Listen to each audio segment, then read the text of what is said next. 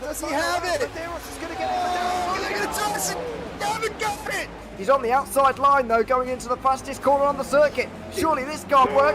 Dominic Ligner has got a sensational run outside line now though for the heavy braking zone. Around the outside goes the Audi R8. Look how much Miller's caught back into play. Exactly. Miller's still start trouble. He's not on second and change. All of a sudden Miller's back in play. Can Barry do it? Big Barry's going to do it. Big Barry!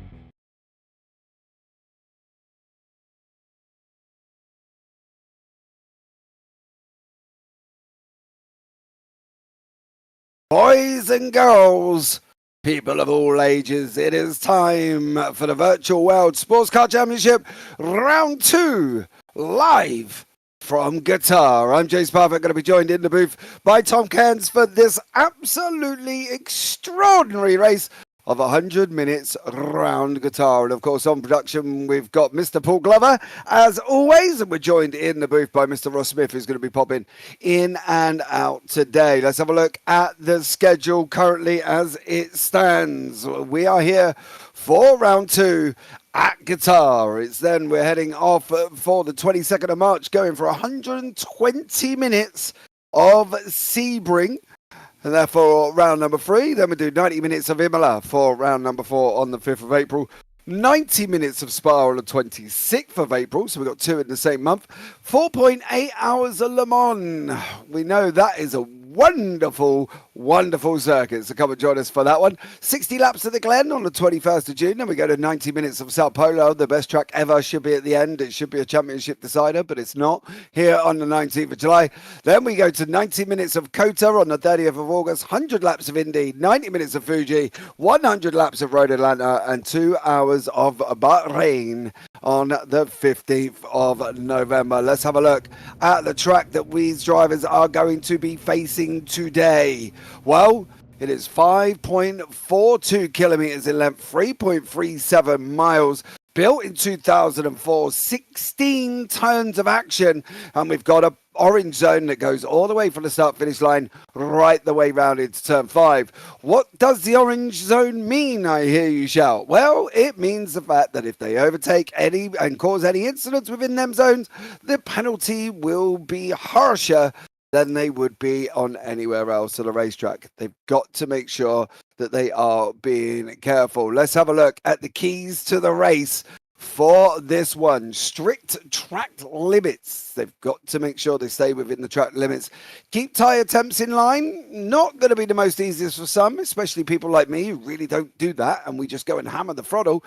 And remember what sector you're in. So easily done. How many times have you driven a track and completely forgotten where you are? Well, I've done that as well. So there we go. Let's go to the hypercar strategy here as well. Medium and hard tyres for them. Fuel the 2 times the limit. 22 to 25 minutes for 1 fuel stop. 3 to 4 stops that they will do. Favoured cars, 9X8. Oh, bless it. The most amazing car ever. GRO 10 there, and a 963 with the A424. So good car choice of what are the cars to beat. Let's go to the strategy corner in GTs. It's going to be medium tyres, 1 times fuel, 30 to 35 minutes of fuel, 2 stops. That's roughly what they're going to be.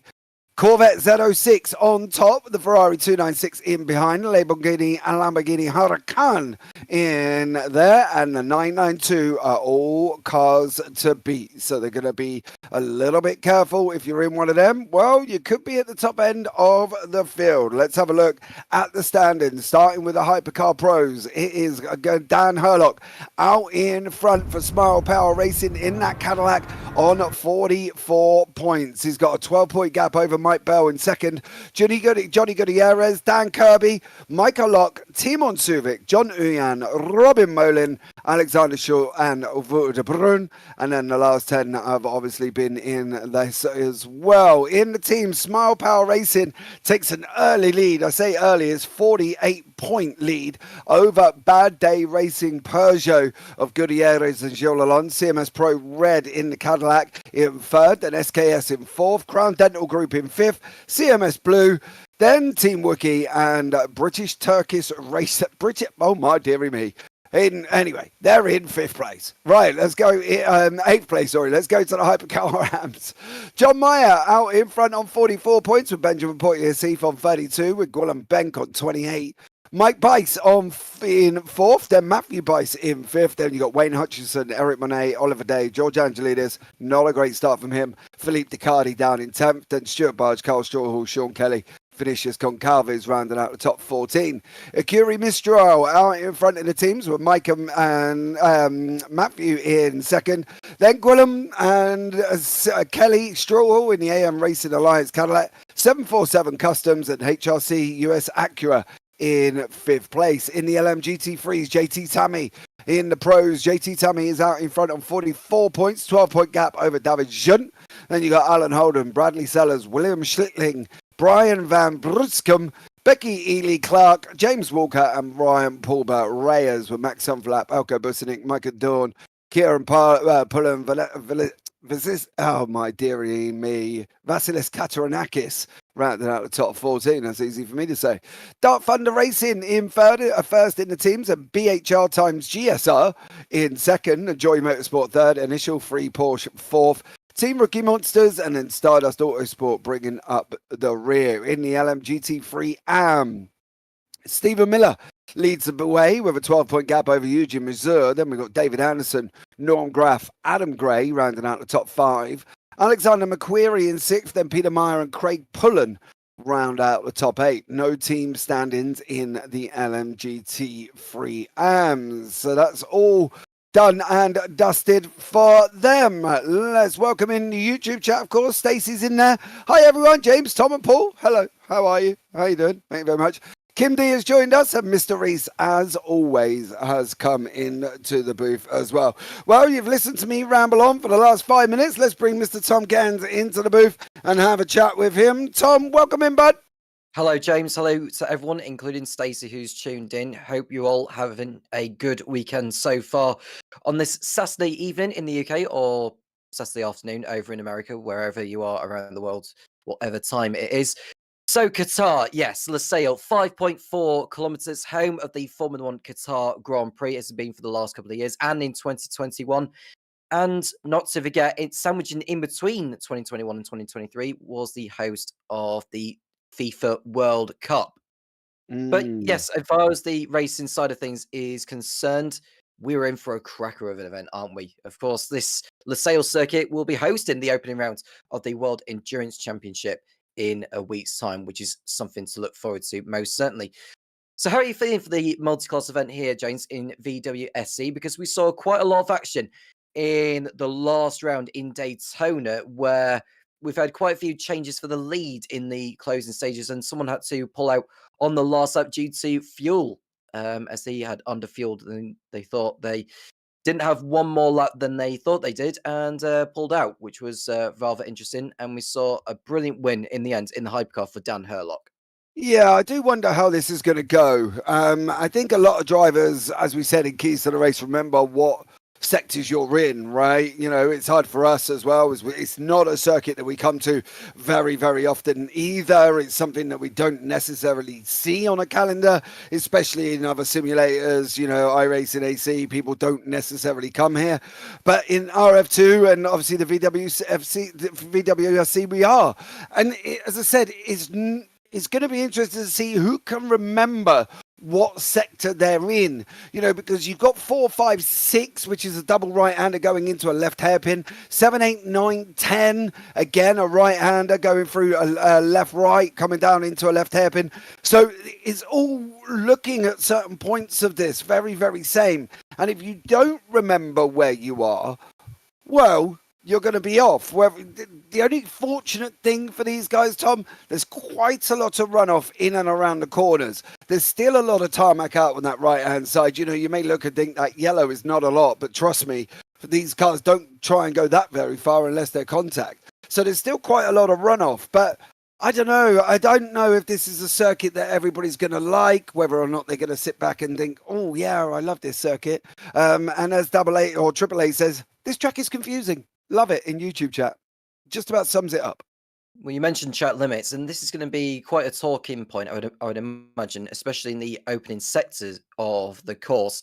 And how harsh the penalties will be, well, it depends how many times the drivers violate track limits around the circuit. But it is going to be quite a long event, 100 minutes, that is, an hour and 40 to be exact. And we should be in for a brilliant race of strategy as well. We're certainly going to be seeing more of that compared to what we saw in Daytona, because in Hypercar, some drivers decided to go to the end without stopping. Others did pit for fuel. And I think in the lower classes, we saw, I think, some doing 1 sub, others doing 2, or perhaps doing 3, depending on what kind of strategy you decide to go for. But over here in Losail, it's going to be very, very different, because this circuit really does eat the tyres for breakfast. It does, and one man that's going to know about that is he's up here in the booth with us, of course, is Mr. Ross Smith, the man behind SGS and the voice that comes and joins us now, which I absolutely adore. Mr. Smith, welcome in. Adore. Wow, that's great praise. Well, thank you very much. It's the new mic, you know. I feel like you could read me a story and you send me off to sleep, Ross. That's what it is. Well, hopefully not. I mean, we've got some of these turns to set us to sleep based on what you were saying, but it's great to be here, you know, and I'm really glad to see this new circuit, this new version of it. We were here obviously last year with it, and it's definitely improved. This is based on an updated Assetto Corsa version. I'll find the credits for that here. I believe it's in the upload for it, but one of the other modding groups that did a really great job putting all the assets in place, and then our own Don Fryman and Ben Borman went through and got it all set for today's race.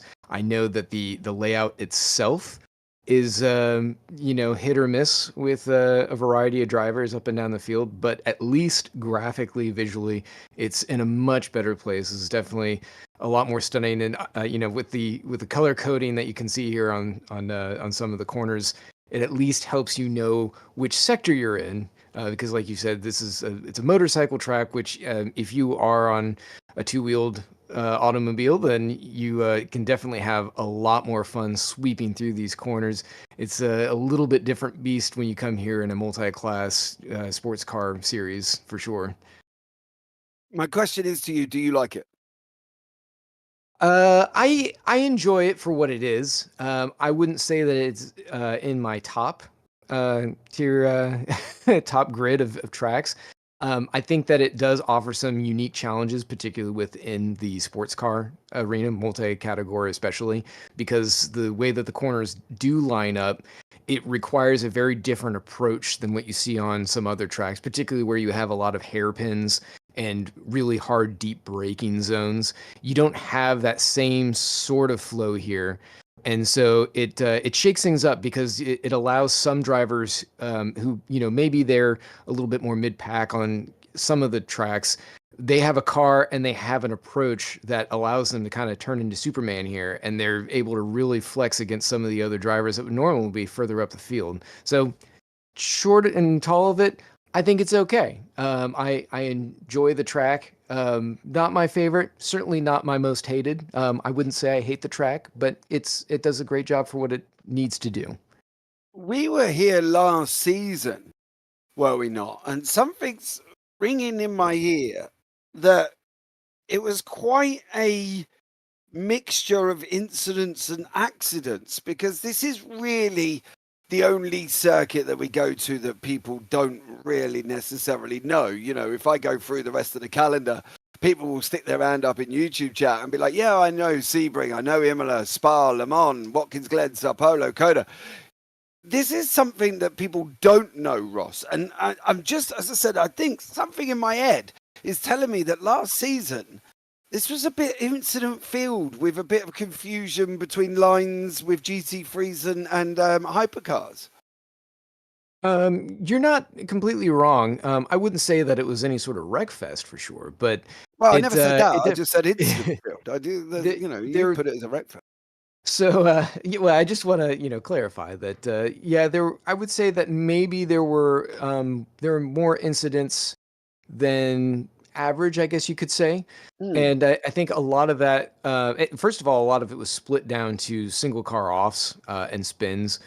And a great deal of that was due to this being one of the first courses that drivers coming into the season were faced with that was not Daytona. I mean, pretty much every driver coming into the series is very familiar with Daytona. It's a very popular track, and it's very straightforward in what it is. You have the infield and the bus stop, and that's kind of it. Everything else, you're just flat out. So there isn't much to learn. There isn't as much in the way of setting up across a broad range of corners. It's like you have two sections. Like you either make it go fast in a straight line, or you need to handle the infield, and that's kind of it. So coming here, you had to take a very different approach. So the way that you'd set up your car, the way you'd handle yourself throughout the race, the way you were learning the car, because drivers had not really had to do that in the same way when they're at Daytona. So coming here, it's like, okay, now I'm actually starting to feel what the car is capable of. And certainly that's going to be the case this year because all the cars have been revamped, particularly the GT3s. Storm Gang Simulation has done a fantastic job getting them in a much better performance window than what they had been previously, again, hamstrung because we were trying to balance against the Studio 397 cars. Now we're free of that complication, so it is much nicer. It's more reliable in the way that the cars are going to behave, but drivers still have to contend with that. They still have to understand what the limits of the cars are, and I think you're going to find as they're going through this race, the car balance is going to change, not just with GTs, but with the hypercars as well. And they're going to have to get used to that. All at the same time, this track is very challenging in terms of the way you overtake because you do not have those very tight, the hairpins where you're going in, those very, very hard braking zones. A lot of them are kind of open. So you're going to see hypercar drivers where they're going to be in a fight and they're going to come up on traffic, which is going to get strung out. And they're going to have to make some very calculated decisions and make sure that they are not going to make contact with any GTs or any other blue flag drivers that might be slow, even in their own class. So that's where the challenges come from. It has very long braking zones. It, like you said before, it is easy to, quote, get lost here because you have certain segments within the sectors that are very similar. So hopefully the color coding will help keep drivers kind of focused on that as they're driving around. I can say from experience that was a major challenge for me, particularly last year when there wasn't near as much with trackside objects available to kind of key off of where you were. Like, okay, am I in turn 2 or am I over in 7? Like you have more to work with here. At least the drivers do this year. But they still have to contend with that. So keep an eye out for those braking zones, some of the combination corners where drivers are going to be picking up a lot of speed and trying to hustle to get ahead of GTs or slower traffic as they go into the next segment of corners. See, now Stacey has just summed this up in a sentence that I think is absolutely astronomical. Qatar is just as awkward as my grandma flirting with my girlfriend. That says it all, Ross, doesn't it? I would say there's probably a bit more nuance than that, but I'm sure that a lot of drivers probably share that sentiment.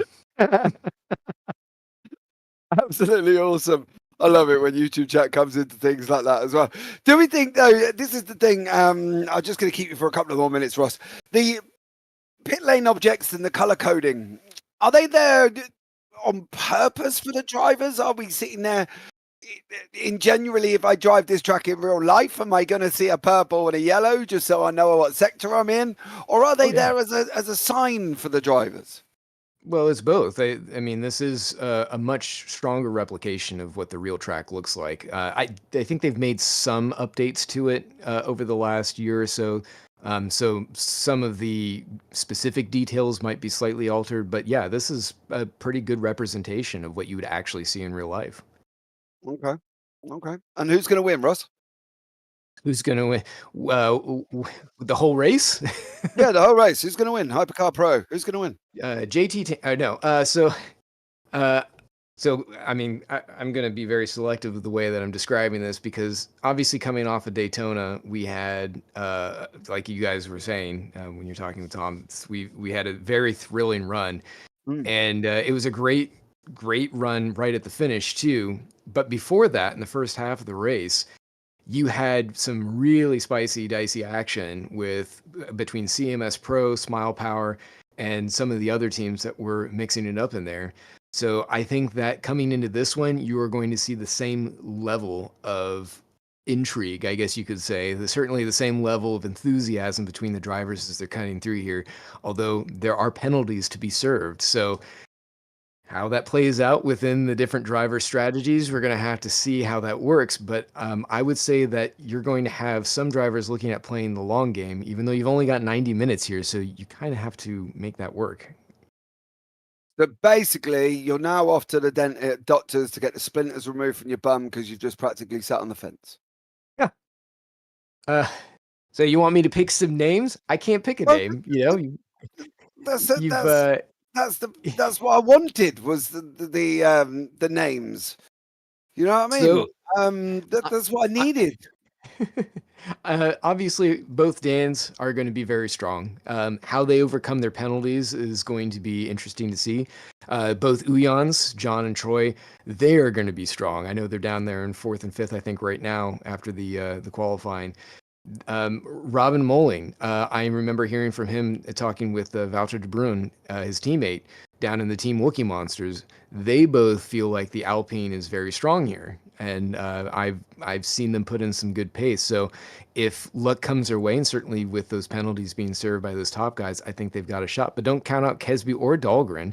I know I'm basically describing all the top 10, but I know that between those two, because they're running the all-wheel drive, they have a good shot at if they've got a good setup in there for a good pace run, then they will be poking at the front very, very early on, especially as those top drivers, the top 5 there, as some of those drivers, I think at least both Daniels have a penalty to serve. I don't recall if Mike Bell does. You've got stop and hold for 20 seconds, drive through plus drive through for Dan Herlock.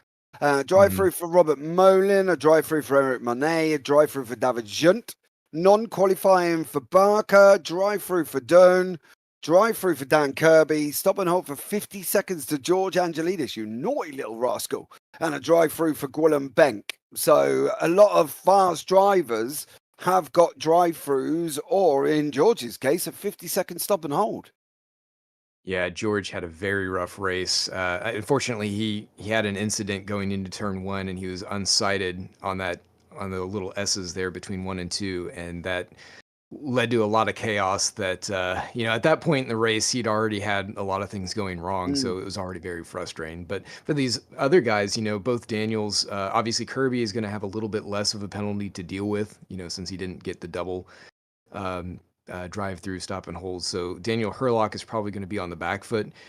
He's going to be hoping really hard for some traffic to go his way to be able to make up those positions, but that's going to be a tall mountain to climb. I would say that the big fight today is likely going to be between Bell and the two Uyans, but keep an eye on Kesby and maybe even Dahlgren if he's got a good setup going in there.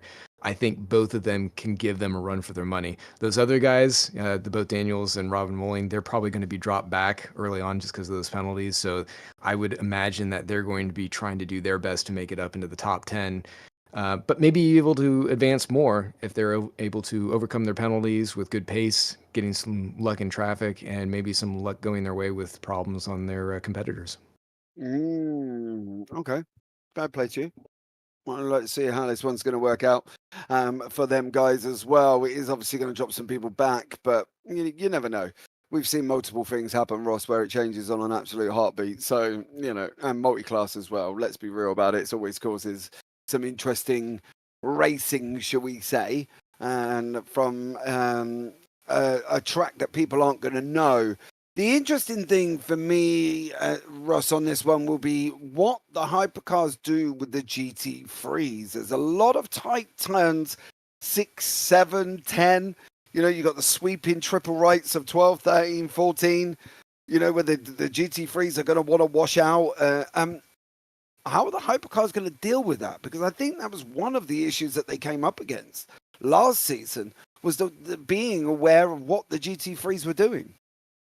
Yeah, and I think the biggest trouble areas you're going to see are going into those braking zones, because there's going to be a lot of heads-up driving in those spots, because every single car out there is going to have, and every single driver is going to have a slightly different area where they're braking, and that's going to change for them throughout the course of the race. So even the same two drivers coming up on each other in the same exact corner, it's not going to be identical to what it was a few laps previous. So every one of these guys and gals are going to have to figure out what they're doing, just keep their head on a swivel as they're going through there and make smart choices. It's not worth sending a GT off into the ether, because that's really going to hurt when we go into the next round. You don't want to carry those penalties with you, because then you'll be in a position just like Smile Power is up at the top, where they had a great win at Daytona. They really needed that. They had a 1-2, but now they're running with crutches because Herlock's down the order. You don't want to have that multiple races in a row, especially if we're going to Sebring next, where I believe the points are also increased there. So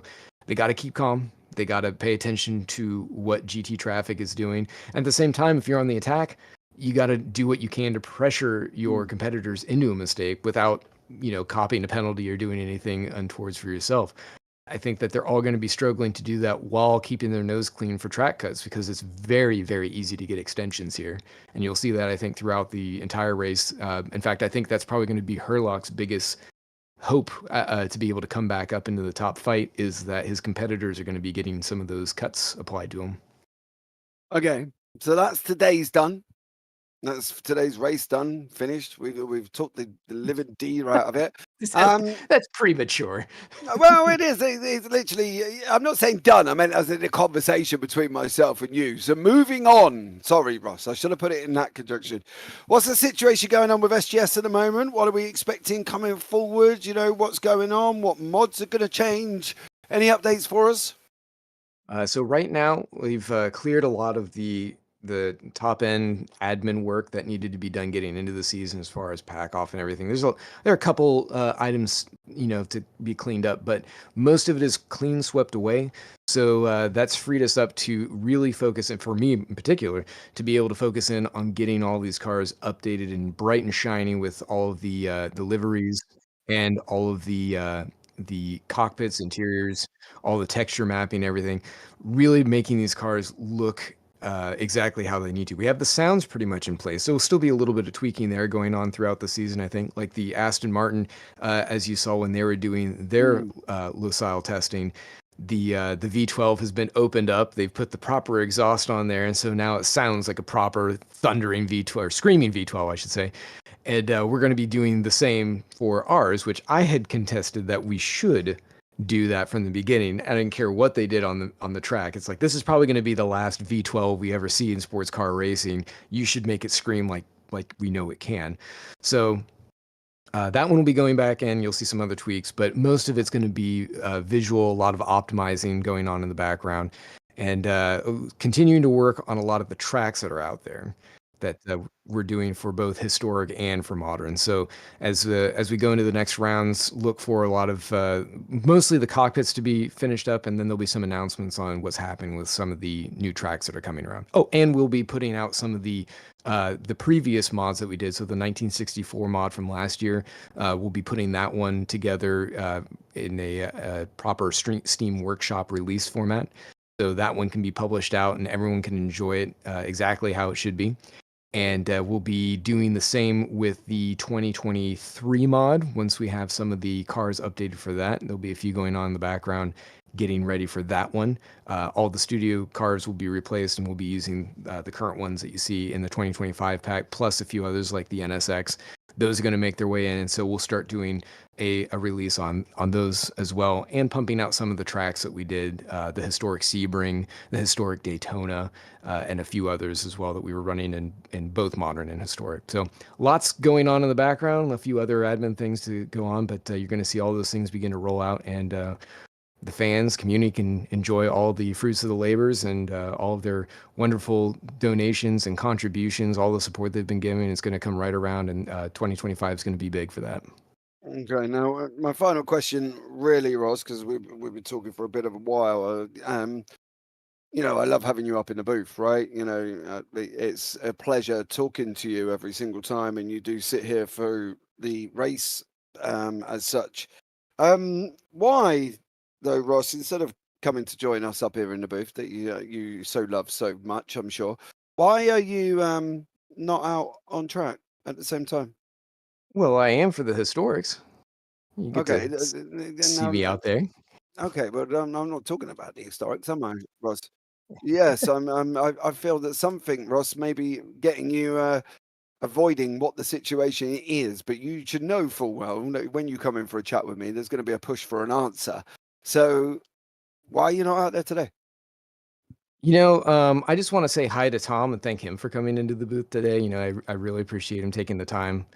And you know, I know he hasn't had a chance really to do too many broadcasts yet, but you know, he's a great guy. Tom, thanks for coming in, man. I really appreciate it. Well, No problem. anyway, Ross, Yeah, is, Jim. is there is there a specific reason then that you're not liking the moderns out on track, or is it because you feel that your skill level may be somewhat undermined by some of these new drivers? Wow, just You want to just keep laying it avoiding in. it, Mr. Smith. You're going to So, get it laid like mud. so Choices. wow. Okay, well, so I actually love this year's cars. I think that a lot of the rework that has been done on them, a lot of the stripping down, particularly the GT3s, and a lot of the work that's been done on the hypercars too. I think that it's gone a long way to really equalize the field in terms of overall competitiveness and just the way that the cars feel. They're just tremendous. I just love that. Like even without any practice, like you know, zero setup, nothing going into one of the cars for one of the test races. It was a dream to drive, and I was actually able to compete with some of the guys, even just you know, kind of going in there cold, and it was a blast. It felt so much more like what a GT3 should feel like, and I just had a smile on my face the whole time, even though I'm puttering around like midfield in the back, whatever, and just kind of enjoying myself. So the mod definitely feels great, and I would love to be out there running with the rest of the field and tearing it up. I am doing that with the historics, just because I'm part of the team there, and you know it's that one's kind of special. Group C 1985, my own birth year of Nintendo. Getting to enjoy some of that and working with the team, working with Ben Borman and Becky Ely again, and the rest of the crew, Voucher.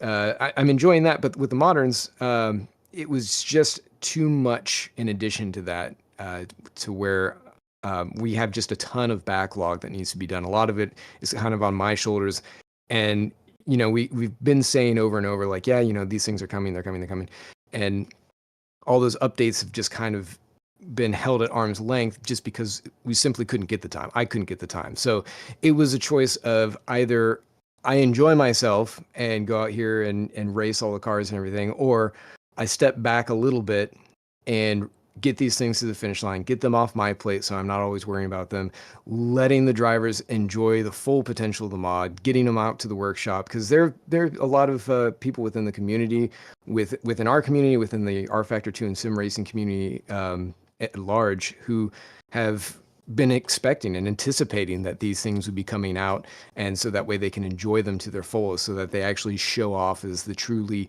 polished, shiny, finished cars that they should be.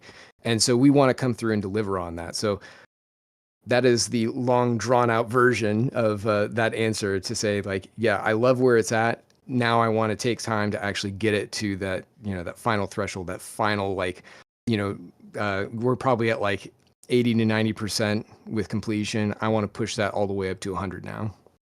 So you're modding while you're in the booth, right? I will be a bit actually. So, I'll be leaning on you and Tom to kind of Oh, carry the show. But I'll still be dearie me. around. Like I'm still listening. I'm hearing everything. I'm keeping an eye on what's going on as we're working along here, and we'll certainly be available throughout the race to pipe in.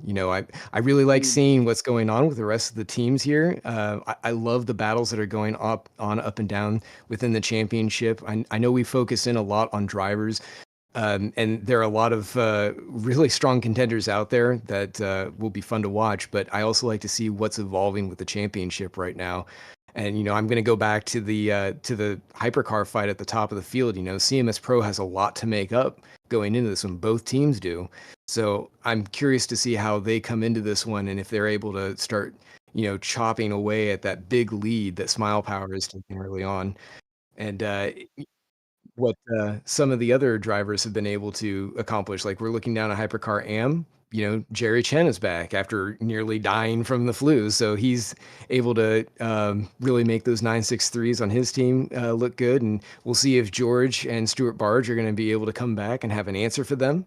And I mean, I haven't even touched on the GT3s, but we'll get to those. And I think we're actually getting ready to look at some of the starts. So I'll let you, take the reins on this one and continue on from there.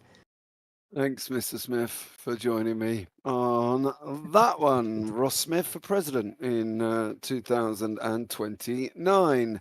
Let's have a look at the grid and we'll see if we can bring it up on the screen for you. We can.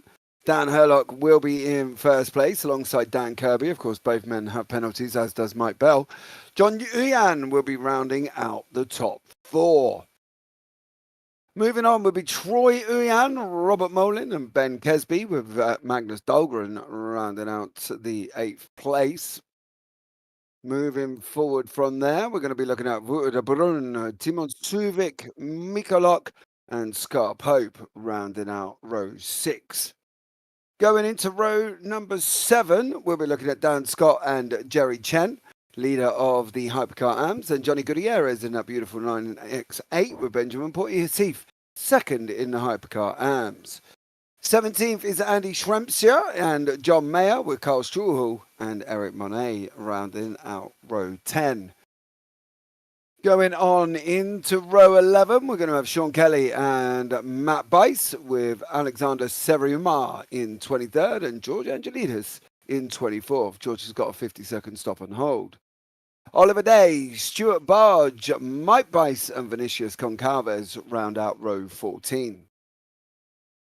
On to row 15 is Gilles Lalonde and Gwilym Benck. Then we start going into the GTs with Stephen Miller leading the way with Ryan Paulbert Reyes there alongside him. Adam Gray with JT Tammy, with Brian Van Bescom and Cameron Barker down there in the hypercars. I've got a funny feeling he might get a bump if he's going to move his way through that. James Walker and Peter Meyer with Becky Ely Clark and Craig Pullen. Now, the interesting thing is Stephen Miller and Ryan Paulbert Reyes is a Hypercar Am and a Hypercar Pro on the front row, GT Pro on the front row there. Alko Busenik, David Junt rounding out the 42 with Max Sumfenlap and Matthew Overton in 43 and 44. Alan Holden bringing up the rear. So hold on to your hats, ladies and gentlemen. Going to be very, very interesting indeed. Let's bring Tom back into the booth if he is here, who's been here patiently waiting. So there you go. Tom, welcome back. Hello, James. Yes, it has been quite a long time since I was actually speaking, but happy to see that the grid is lined up and ready to go for this 100-minute race of Losail. So looking forward to the strategy side of things. Who do you think is going to do what then, from your point of view? It's really hard because with the penalties involved in this, there's going to be a couple of people who are going to be well out of position. Kirby, Herlock, Benck, Angelidis, all going to be out of position at the same time. Robert Molin is another one that's going to be out of sync. It'll be interesting to see how they handle coming through the field. Now, as I said, one of the things we were looking at from last season was the very, very mixed confusion between GT3s and hypercars at certain parts of this circuit. And there was confusion. It wasn't a wreck fest. Ross is right. It was not. But it had enough incidents to open up the way of whether or not what the situation is, where the reading was coming from. Was it coming from the hypercars getting it wrong? Was it coming from the GT3s washing out? What the situation was.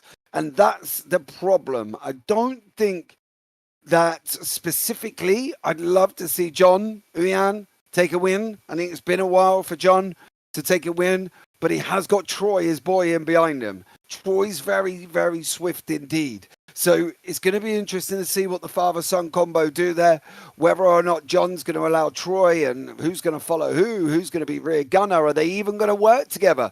They might not even bother. They might sit back and go, nah, I want to beat him. You know, dad wants to beat the boy, and that's the way it might work. But they're in the same team. So hopefully they'll work together. But I think overall, to watch some of the guys behind, right? To watch Herlock, to watch Kirby, to watch Benk come through the field is going to be nothing short of a absolute lesson for some of these hypercar drivers. That is going to be pure class if you watch them come through, because I can tell you one thing, they won't be at the bat for very long. I wouldn't have thought so either. They'll plough their way through the field to get towards the front. But as you rightly mentioned, there are multiple drivers who are to serve penalties for this race, which can only compromise their race strategy. So that's going to be, these 100 minutes are going to fly by. I'm certain of it.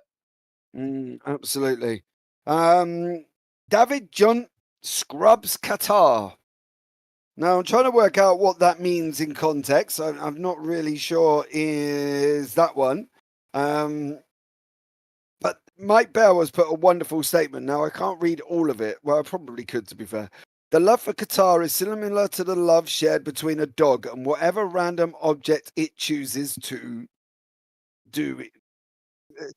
We're in the race now. There is no real affection there, but it's just doing what its natural urges are. It just goes to show that these drivers do not love Qatar any more than some of us up here in the booth. We are getting onto the racetrack, ready to go. I was hoping to show off this season's livery I have today, but it'll have to wait till Sebring. Stace, what's up with you? What have I missed? Why are you not out on track? You were in practice, I believe.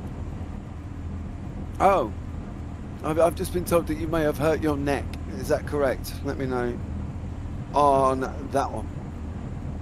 Yeah, Stacey in her, maybe she's in a motion simulated VR rig that, I don't know, sets back a tiny north side of $5,000. Cameron Barker is at the back of the hypercars. We've just discussed the fact that he was quite low down, where he is in the hypercars, but he's down in 31st. We've got 31 hypercars here, Tom. How is that going to affect the natural running order of here? We normally see an equal split of hypercar and GT3s, but it's completely different this week. Yeah, it is, and we saw less hypercars in Daytona in the last round, but we seem to have a lot more here, so there's a lot more to play for, really. As you've mentioned earlier, some drivers are going to be out of position compared to others, so that'll make it even more. And there's a car stuck on the line at the moment, I believe. We're just going to Peter Meyer and Craig Pullen. Yeah, Peter Meyer and Craig Pullen did not manage to get off the line at all. Dan Herlock and Dan Kirby, side by side, of course, start. Stacey, is the car you were driving on Tuesday, says Kim, asking Stacey a question.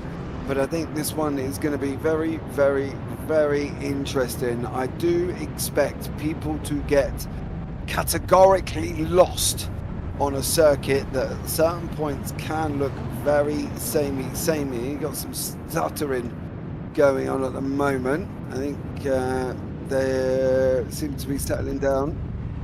So, but they seem to settle down here again now as well. So look forward to the restart of the race. We've got the hypercars on the left, the GTs in the bottom right-hand corner. So the GTs there in the bottom right-hand corner, ready to go And it's going to be an interesting one to see how the GTs get on at the same time. They're going to be running all the way through, led by Alan Holden and Elko Businik, currently out in the front. Yeah. But at the moment, Dan Herlock and Dan Kirby are there. So get ready to go for this one, coming round turn 12, 13 and 14. The triple sweeping right-handers here. Then we're coming into turn 15 very, very shortly, which will be the left-hander. And then we'll be going into turn 16, the final corner of the racetrack. So ladies and gentlemen, boys and girls and people of all ages, get your drinks, grab your popcorn, hold on to your hats, because it's going to be very, very thrilling indeed. So get ready for what plans to be some absolute epic racing. Not long left to go now, before they're just heading round the final corner. And then we'll be off and running. They're going to be holding them up here. I think Herlock is going to keep them a long time. Too wide they go, all the way down to near enough the finishing line. Herlock still holding them. The start line a long way down. He's not bolted just yet. Now he's going to be really getting nervous and thinking about whether or not he's going to bolt here. He's going to go over the line. It's green. There's lots of movement going on in and around them at the moment, but you can see on the hypercar is out in front of Dan Herlock. Mike Bell has managed to jump Dan Kirby. He's in third place currently alongside Robert Molin, tucked in right behind. GT3's going ahead down in that bottom right-hand corner as well. They're looking to get going here. Once again, the GTs are coming down to the start line, but at the moment, Dan Herlock is out in front. The GTs again left it very late indeed. Very late indeed. And now they're up and running as well. And at the moment, you can see on there it is Alan Holden out in front, leading the way in the GTs with Elko Businik tucked in right behind him. Then it's Becky Ely-Clark, JT Tammy, David Junt, and George Angelides. There's been lots of action taking shape early here, Tom. Dan Herlock did what he had to do, but he has got a drive through to come and a stop and hold. Yep, so he's trying to build up a gap before he needs to serve that penalty eventually. So a decent start there for Herlock, but it'll come undone eventually when he has to serve that drive-through at some stage, probably within the next few laps. You may as well just take it at the end of this lap so that it's done and out of the way. But a good start nevertheless from him, and the drivers continue to settle into the race. And yeah, George Angelides, he's had a problem. He's had a couple of problems, unfortunately for George. There he is in the middle. He's going to get tangled up. He loses control. Round he goes. Drops to the back. He then ends up doing another further mistake on from that. Puts him right into the GT battle. And for poor old George, he's not having a good time whatsoever. He's dropped down a few places and is now mixing it up in the GTs. So we're going to keep an eye and see what George is going to be doing wrong there at the same time. Dan Herlock coming round the left-hander of turn number 6 in through 7 and 8 and 9. Oh, big old send. Nice Contact save. there. I think that was Sean Kelly and Eric Monet. Had contact. And unfortunately for them guys, they did end up coming together. Big send, I think, on that one. And it did look like Eric Monet did tap Sean Kelly round. We'll keep an eye and see if we can get a replay soon. We'll have to score the standings coming up on the left-hand side, just so you know who is where very shortly. But at the moment, it is Dan Herlock out in front for the hypercars. So that's one thing we definitely know for sure. Alan Holden leading the GTs currently. He's sitting down in 28th overall. Bit of a messy start for George there, Tom, and a couple of others getting involved in things they probably don't need to. Yeah, well, he almost did a Ricardo Rosset of Monaco all those years ago, where he almost drove into the Marshall post at turn number 2. So we're going to get a replay here. And who are we looking at here? This is a George Angelides there. Oh, he's just sent it way too late there. That's down at the hairpin of turn number 6. And I don't know where he's got brake problems or stuff like that, because he went down a long way into the runoff area. Yeah, but now we're looking at De Bruyne currently at the moment, who is mixing it up in this one, sitting in 8th place. Overall, he's got Timo Tsuvik and Magnus Dahlgren there in behind him. Dan Herlock still not been into pit lane. I think Dan Kirby does look like, as he jumped in, nope, he's still out on the racetrack at the same time. They've still got penalties coming for Herlock and Kirby. And you see Mike Bell sitting in 2nd place at the moment. He has got Kirby tucked in right behind him. In behind that is Robert Molin, then John Uyan leading the way over Troy. Troy's dropping back, but he is ahead of Ben Kesby, losing a little bit of ground to the guys in front. But Mike Bell has got Kirby tucked in. He should become the overall leader. Ross, generally, times on penalties, what is it? It's the first 3 laps? Yeah, first 3 laps, and they're playing a very smart game, both Daniels, because by extending the amount of time that they're out on track, they're getting the maximum amount of distance they can from that GT field. So hopefully once they've served their penalties, they'll be able to roll out, not have any traffic complications, and just start playing catch up to the back of the field. But they're going to have to go through the GTs, right? Well, Kirby may not have to, since he's got a shorter penalty to serve, but Herlock may end up getting caught inside of him, because I don't think that they're too far ahead. They're like maybe about 40 seconds ahead of him at this point from the back of the field. Service. Uh-oh. Something's happened because everybody.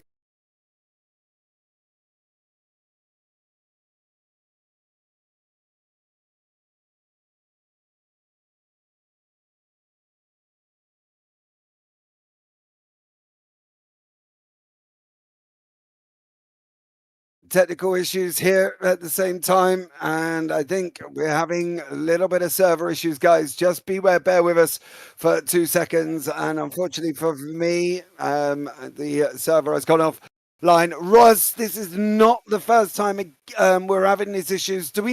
Is there an underlying problem that we think might be happening here, rather than, is it numbers? What's the situation do we think it could be? Well, if there's some kind of compromising situation happening at the server level, then the amount of drivers on there could be a compounding factor with it. I know when we were running at Daytona, when we started going into the qualifying and warm-up sessions, we were seeing some really unusual behaviors on the server, like the weather application wasn't able to find the server. I know that Paul had issues dealing with replay mode and whatnot. So there are a lot of very unusual things that were cropping up that were showing signs that there was definitely some kind of server stress, I guess you could say. And this time it's very strange because we didn't see any of those signs. There wasn't anything going into this that would indicate that there were problems. We haven't had any complications throughout the week in terms of disconnects or drivers having any issues, at least that I'm aware of. Maybe somebody had some here or there that just weren't reported, but at the moment, it doesn't. There isn't anything that stands out as particularly offensive in this case. So it's a bit of a head scratcher. I know George is doing everything he can to kind of scramble and get stuff back in order. It's unfortunate because he's having kind of a bad race to boot on top of it. Now they didn't get very far, so they may just go ahead and restart the event. But he might opt to start off wherever they were. I'll see if I can jump into the main chat and catch what's going on there and come back with the report. All right, awesome stuff on that one. So you're going to be listening to me and Tom just have a little bit of a waffle, 5 minutes until we find out what is going on. Tom, an interesting start for some, few calamities from others. George Angelidis not getting off to the greatest start. A couple of drivers not taking their penalties early on lap 1. They're still going through, holding on. So technically they've still got their penalties. I'll be interested to know how that's going to work on laps completed, considering we were halfway through lap 2, so which technically would give them a lap and a half, I think, to do the penalty on that one. But interesting start, nevertheless, from some of the hypercars and GTs. I wouldn't agree more. I mean, it's been a mixed start for some of the drivers, but like you say, with the penalties, I don't know how it's going to work when we get back underway. Is it going to be a complete reset? Will we go from an hour and 40 again, or will it go from where it was at the timing of when we had the technical difficulties? We'll have to see in due course. So just hope we don't get a repeat of it from when we get going. Yeah, not many people on the server at the moment. I can tell you there was 9 in the current new server, so we'll find out what happens. Mr. Reese, the complications arise when 40 plus cars are on a server doing stuff. Not the first time it happened now. It isn't. And do you know what, Mr. Reese, right?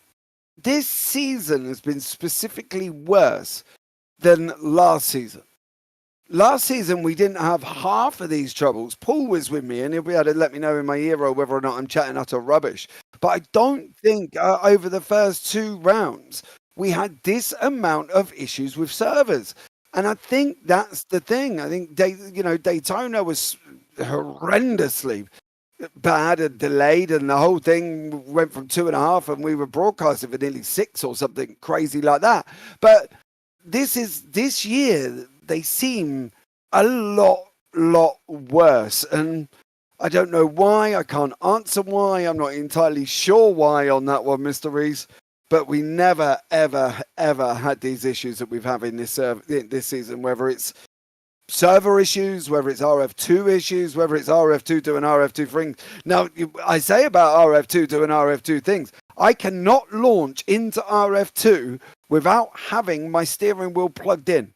If my steering wheel is not plugged in to RF2, it will not allow me to enter the game. And that's only in spectator mode. I have to commentate with my steering wheel sat to the side of me. RF2 is a funky game, and nobody knows that more than Mr. Glover, who is going to join us up in the booth. Paul, we know RF2 does RF2 things, mate. I can't get in a session without a steering wheel plugged in, and this season seems exceptionally worse. Yeah, I mean, it wasn't that long ago when I was having some technical issues with R Factor 2, and I had to take the drastic action of reformatting my PC to get it to work. Even though I closed down, I deleted the folders and whatnot. But the thing is like with events like this that the guys here are putting on, the challenges that you have is you're not always able to recreate race conditions. They can obviously do test races, but you might not get necessarily the volume of individuals. And I think it might have been that, as to what has already been said in chat, if you've got somebody going into pits and you've got all the cars out on track. But it looks like Ross has an update for us. Mr. Smith. Yeah, so I was just in the main chat, and after the drivers and the race director, George, were discussing conditions and plan moving forward, they're going to postpone the race for today. So we're going to come up with where we can either do a makeup or plans on how we can host the race on another day. And we will continue on from there. So that looks like it'll be it for today. Ross, before we end and something changes, is that a 100% definite answer that we are going to postpone Qatar this week? Is that Yes. 100%? 100%. Races postponed. Right, ladies and gentlemen, unfortunately then for that one, not the ending we wanted, Tom, but probably we could be here all night if this continues to happen. Not the ending we wanted, but probably the best resolution. Yeah, I would say so as well. I mean, we had problems, didn't we, before the race had begun with qualifying being delayed and all that, and we've had it again in a couple of laps into the race. So if we're going to keep having this every couple of laps of racing, with the server being online, then there's just no point continuing, because otherwise we're just going to end up having a race that isn't. Yeah, absolutely. I do fully agree with you on that one. Right, guys, that's going to wrap that one up then. I think we're going to make me take a break. We don't really want to have any more of a JPB podcast going on up in the chat. Stuff happens, says Woo. Mr. Reese, it happens. Sad times, says Kim as well. Thanks so much to all of us. Stacey, you got a reprieve. You can come and... what do you mean no racing next week? Anyway, message me and let me know on that one as we're going to end up. Guys, thank you so much for joining us. Thank you so much for your patience. Apologies, but as we know, technical stuff happens, especially in RF2. I've been James Parfitt. I've been alongside Tom Gans. I've been alongside Ross Smith. And of course, I've been alongside the bug that I cannot squat in my hero, Mr. Paul Glover. But for now, guys, we'll let you know an update when we have it soon. Take care. Have a great week. And you never know, we might see you on a track sometime. Good night.